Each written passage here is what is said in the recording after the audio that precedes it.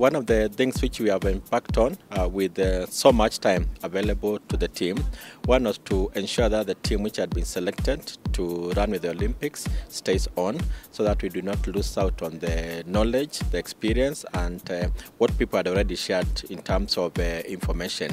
And one of the areas we have embarked immediately is to work on what we are calling our operations manual. This is a document which will guide Kenya in all subsequent games.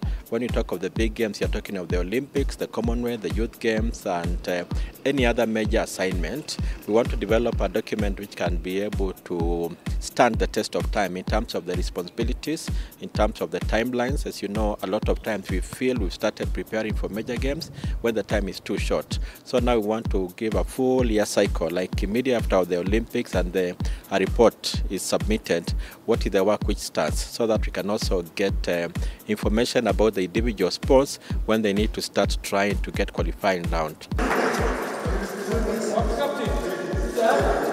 The National Olympic Committee itself, administrative structures, we are thinking it's a good time where there is no pressure of events, no pressure of timelines, to be able to come up with documents which can guide us in terms of our administration. And these are purely operational manuals, starting with the board charter. Board charter is a document which will guide the executive members to know their responsibilities, to know what they should do, what they should not be able to do, so that if at any one time anyone needs to be judged on good or bad performance, there's a reference document.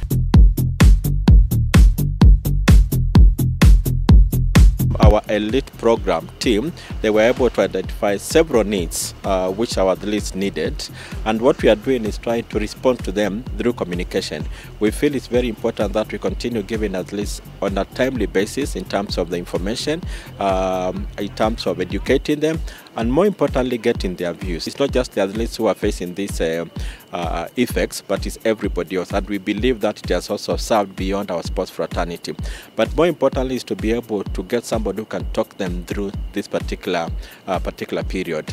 The aim is to predominantly target the coaches and the elite athletes, but we also believe that the coaches can be able to reach out to more of their people, because we understand that not every athlete in Kenya can be able to access an online platform to follow. But for those few who are following and are able to get that information, our encouragement to them is that share the information, share as much information as possible with the other athletes so that we can be able to do it.